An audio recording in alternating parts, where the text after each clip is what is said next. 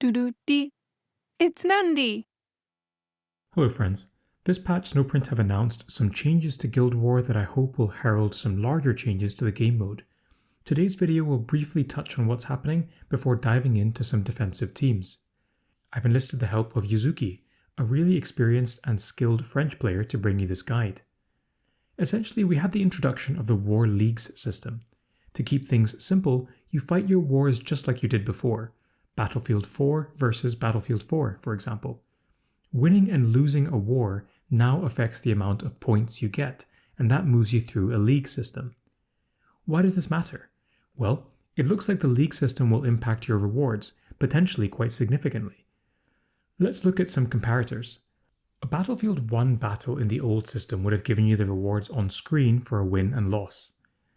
In the new league system, once you're in Diamond League, the rewards are more than doubled. You also get more war credits for battles won, but as a currency in store, I still think there is work to be done to make it more appealing. With the preamble out of the way, we can look at war defense teams. I mentioned this in my last video, but characters generally take their turn in order of deployment on screen, from left to right. Be mindful of this when placing your characters. For example, if you have a team with Ragnar, place him on the left so that when he war howls, it applies to your other characters. If you're just here for the teams, this infographic shows you my current recommendations. The first 3 teams are significantly better than the rest, but the 5 options here are reasonably balanced. Team 1 is called the Deathguard Deathball. This is the team that I believe to be the strongest in the game. It is extremely hard to kill, benefits hugely from the Medicaid defensive buff, and the innate durability of the team makes them a really strong pairing for a machine of war. The core 3 characters in this team are Rotbone, Malladus, and Typhus. Rotbone is the linchpin of the team. Not only is he reasonably tanky by himself, but he heals his allies and also gives them a good chance to revive. Malladus is the team's main DPS, and his damage output is enhanced by the Deathguard faction trait, which reduces enemy armor. Typhus is the weakest of the 3, but is also a good tanky unit. His active is good against the summoner-heavy teams that typically counter this setup. In terms of flex slots, you have several options. Carodius pairs well as his passive discourages enemy psychers, who typically make excellent counters to Terminator armor. Toth is another solid choice, as his passive and Terminator armor fit the theme of durable and resilient characters. If you can get it to work, Toth plus Typhus both using their actives is a pretty appealing combo that even the AI is able to pull off. You can run both alongside the core trio, but if you want to elevate the team to another level, then a strong ranged damage dealer is a good choice. I think Sho is probably best in slot here, protected from the enemies by the Deathball and able to create an army of hard-hitting drones that win the day. For Machine of War recommendations, the Forge Fiend and Plague Burst Crawler stand out. They both deal a lot of damage over time, which is perfect for this team which sticks around for ages. The trouble with this team is that they can easily be baited by summons, for example an enemy Spore Mine. To that end, the Forge Fiend comes in handy because it can annihilate the summons and allow your Deathguard to focus on the relevant characters. The next team looks to overwhelm you with summoners, and combines the Tyranids with their Genestealer cult allies. The core 3 characters here are the Winged Prime, Neurothrope, and Isaac. The Winged Prime has this beautiful passive which adds summons to the battlefield anytime a character with Synapse makes an attack that doesn't kill the target. The Winged Prime himself benefits from this, as does his Tyranid Warrior summon, the Neurothrope, and potentially the Patromine too if you include him in this team. The literal swarm is bolstered by Isaac, who adds even more neophytes to the battlefield. With the amount of summons in the field, it can be difficult for your enemy to reach the higher priority defenders until it is too late. There are a few options for flex slot members to add to the team. The Tyrant Guard is one of the best tanks in the game due to his kit and stats. His active Taunt is hugely disruptive, and with the amount of Synapse characters, he often has his passive damage reduction in effect. Holland is another good choice, and his AI is reliable. Typically, Holland uses his heal on turn 1, giving your defenders bonus health before he adds his Aberrant Hypermorph summon to the battlefield. The Patromine is another solid choice. He adds summons through his normal attack when combined with the Winged Prime, and also works well with Isaac, creating Genestealer units from the decoys.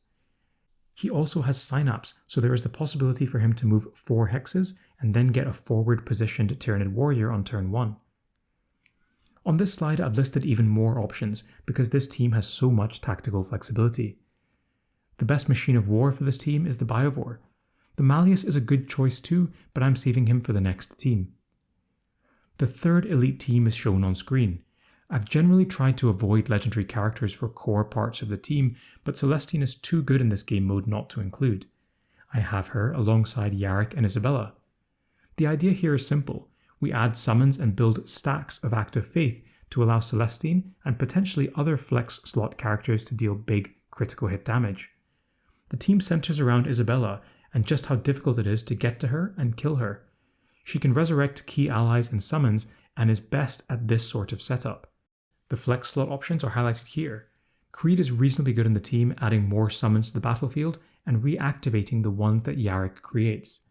He's a legendary and otherwise fairly lackluster, so I wouldn't go farming his shards, but if you got lucky with a pull, then I think he's a good choice here.